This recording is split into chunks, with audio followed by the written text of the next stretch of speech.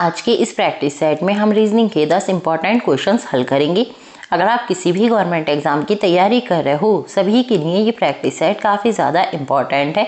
तो चलिए पहला क्वेश्चन हल करते हैं। पहला क्वेश्चन है हमारा, संबंधी संख्या ज्ञात करें। तो जो संबंध 2 का 5 के साथ है, वही संबंध हमें 7 का दूसरी संख्या के साथ बनाना है। तो यहाँ पर देखिए 2 जो है वो क्या है, एक प्राइम नंबर है। प्राइम नंबर क्या होते हैं, जो केवल खुद के ही टेबल से जाते हैं, किसी और टेबल से नहीं जाते। तो यहाँ पर क्या किया गया है, 2 के बाद नेक्स्ट प्राइम नंबर इसमें जोड़ दिया गया है। 2 के बाद नेक्स्ट प्राइम नंबर क्या होता है, 3, तो इसमें 3 जोड़ दिया। तो इस तरीके से बना है 5। अब देखिए ऐसे ही 7 क्या है, एक प्राइम नंबर है।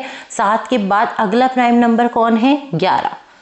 तो 7 और 11 कितने हो जाएंगे, 18। सी ऑप्शन हो जाएगा ठीक आंसर। चलिए दूसरा क्वेश्चन देख लेते हैं। दूसरा क्वेश्चन है हमारा, सही व्यंजन आरेख का चयन करें। यहाँ हमें मसाले, जीरा और भोजन के लिए एक व्यंजन आरेख बनाना है। तो सबसे पहले हम जीरे के लिए बना लेते हैं। तो देखिए ये सर्कल जो है हो गया हमारा जीरे के लिए। अब देखिए जीरा जो है एक प्रकार का मसाला है, तो इसलिए जीरा जो है वो पूरा का पूरा मसाले के अंदर आएगा। तो देखिए ये बना हमारा मसाले का सर्कल। अब हमें भोजन के लिए बनाना है। मसाले क्या हैं, एक तरीके का भोजन है, तो पूरे मसाले किसके अंदर आ जाएंगे, भोजन के अंदर। तो ये बन गया हमारा भोजन के लिए।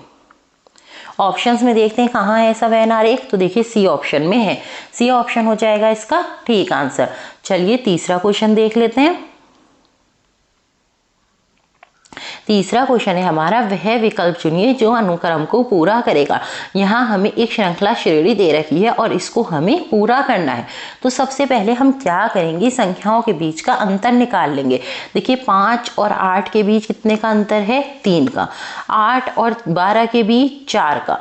12 और 17 के बीच 5 का। 17 और 23 के बीच 6 का। अब हमें 23 के बाद इस संख्या को बताना है, तो अब कितने का अंतर होना चाहिए, पहले 3 का था, फिर 4 का, फिर 5 का, फिर 6 का। तो अब होगा अंतर 7 का। तो 23 और 7 कितने हो जाएंगे हमारे पास, 30। ऑप्शंस में देखते हैं कहाँ है 30। तो देखिए बी ऑप्शन में है। बी ऑप्शन हो जाएगा इसका ठीक आंसर। चलिए चौथा क्वेश्चन देख लेते हैं। चौथा क्वेश्चन है हमारा, भिन्न संख्या ज्ञात करें। यहाँ हमें 4 ऑप्शंस दे रहे हैं और 4 ऑप्शंस में हमें कुछ संख्याएं दे रही हैं। इसमें से जो 3 संख्याएं हैं वो किसी ना किसी रूप से एक जैसी हैं और एक संख्या बाकी तीनों से अलग है, तो हमें उसको ढूंढना है। तो पहले वाले ऑप्शन को देखते हैं, क्या लिखा है, 3 4 1। तो हम यहाँ पर क्या करते हैं, इसके तीनों अंकों को आपस में जोड़ लेते हैं। देखिए 3 + 4 + 1 कर देते हैं। तो कितना हो रहा है, 4 और 3 7 और 1 8। ऐसे ही बी ऑप्शन में करते हैं, 3 + 4 + 2। 4 और 3 7 और 2 9। ऐसे ही सी ऑप्शन में करते हैं, 8 + 1 + 0। 8 और 1 9। डी ऑप्शन में करते हैं, 4 + 0 + 5 = 9। अब देखिए बी, सी और डी में अंकों का जोड़ क्या आ रहा है, 9। लेकिन अगर हम ए ऑप्शन को देखें तो इसमें अंकों का जोड़ क्या आया है, 8। तो इस तरीके से जो ए ऑप्शन है वो बाकी तीनों से भिन्न है, अलग है। तो ए ऑप्शन हो जाएगा यहाँ पर ठीक आंसर। चलिए पांचवा क्वेश्चन देख लेते हैं। पांचवा क्वेश्चन है हमारा, यदि रीजन को कोड भाषा में 5 लिखा जाता है और बिलीव्ड को 7 लिखा जाता है, तो गवर्नमेंट के लिए कोड संख्या क्या होगी। यहाँ हमें रीजन का और बिलीव्ड का कोड दे रखा है और गवर्नमेंट का हमें निकालना है। तो देखिए रीजन को इन्होंने 5 लिखा है, तो कैसे लिखा है, देखिए रीजन में लेटर्स कितने हैं, देखिए 1 2 3 4 5 6। तो रीजन में कितने लेटर है, 6, और इसका कोड क्या है, 5। इसका मतलब क्या है, 1 माइनस करा तो क्या आ गया, 5। ऐसे ही बिलीव्ड्स में गिनिए कितने लेटर हैं, 1 2 3 4 5 6 7 8। कितने हैं, 8। 8 में से 1 माइनस कर दो तो क्या आ गया, 7। अब गवर्नमेंट के लिए निकाल लेते हैं, 1 2 3 4 5 6 7 8 9 10। कितने हैं, 10।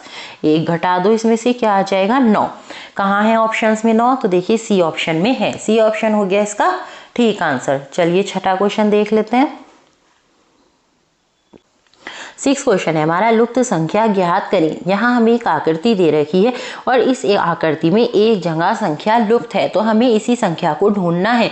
तो हम सबसे पहले क्या करेंगे, इस 5 और 3 से इस 125 को बनाएंगे, फिर इस 10 और 4 से इस 10,000 को बनाएंगे।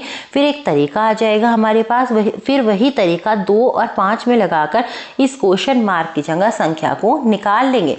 तो देखिए 5 और 3 से 125 कैसे बन सकता है, अगर हम 5 की पावर 3 कर दें तो क्या हो जाएगा, ये 5 गुना 5 गुना 5, 5 पंजे 25, 25 पंजे 125।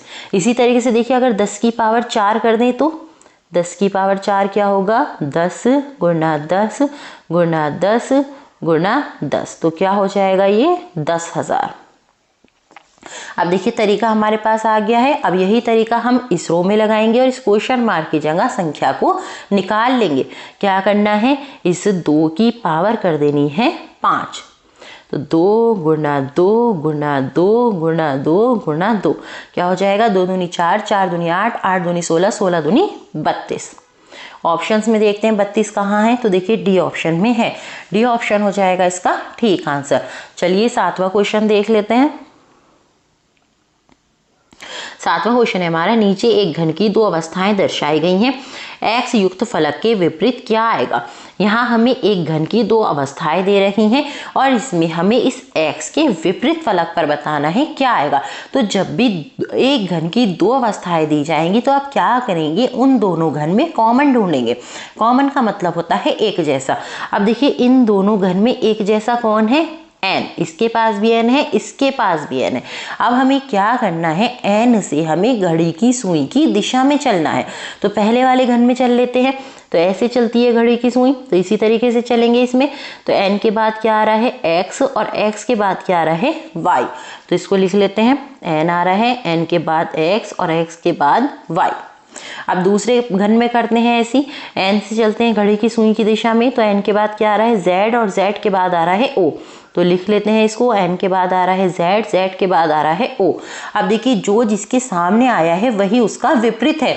x के सामने क्या आया है, z, तो जो z है वो x का क्या है, विपरीत। तो a ऑप्शन हो जाएगा हमारा ठीक आंसर। चलिए 8वां क्वेश्चन देख लेते हैं। 8वां क्वेश्चन है हमारा, संबंधित शब्द ज्ञात करें। तो जो संबंध घेगा का आयोडीन के साथ है वही संबंध हमें एनीमिया का दूसरे शब्द के साथ बनाना है। तो देखिए आयोडीन की कमी से क्या हो जाता है, घेगा। इसी तरीके से एनीमिया किसकी कमी से होता है, लोह की कमी से, मतलब आयरन की कमी से हमें क्या हो जाता है, एनीमिया। तो बी ऑप्शन हो जाएगा यहाँ पर ठीक आंसर। चलिए 9वां क्वेश्चन देख लेते हैं। 9 क्वेश्चन है हमारा, भिन्न आकृति का चयन करें। यहाँ हमें ऑप्शंस में कुछ आकृतियां दी रही हैं, हमें इसमें से भिन्न आकृति को चुनना है। तो अगर हम ए, बी और सी ऑप्शन की बात करें तो इसमें जो आकृतियां हैं वो बराबर नहीं है। देखिए ये वाला तीर लंबा है, ये लंबा है, लेकिन ये छोटा है। इसी तरीके से बी में देखिए ये लंबा है, ये लंबा है और ये छोटा है। इसी तरीके में सी में देखिए ये लंबा है, ये छोटा है। लेकिन अगर हम डी की बात करें तो इसमें जो दोनों तीर हैं वो क्या हैं, बराबर हैं। इसका मतलब क्या है, डी ऑप्शन बाकी तीनों से भिन्न है। तो यहाँ पर डी ऑप्शन हो जाएगा ठीक आंसर। चलिए 10वां क्वेश्चन देख लेते हैं। 10वें क्वेश्चन में हमें एक कथन दे रखा है। कथन है, चलती हुई बस से उतरना जोखिमपूर्ण है। उसके बाद इसके निष्कर्ष दे रखे हैं। पहला निष्कर्ष है, जो लोग चलती बस से उतरते हैं वह जख्मी होने का जोखिम उठाते हैं। अब आप लोग देखिए क्या ये निष्कर्ष इस कथन से निकल रहा है, बिल्कुल निकल रहा है, क्योंकि कथन भी यही था कि चलती बस से उतरना जोखिमपूर्ण है। वही इन्होंने निष्कर्ष निकाला है कि चलती बस से जो लोग उतरते हैं वह जख्मी होने का जोखिम उठाते हैं। तो पहला वाला निष्कर्ष जो है वो बिल्कुल ठीक है। अब दूसरा वाला देखिए, सामान्यतः लोग जख्मी होने का जोखिम नहीं उठाते।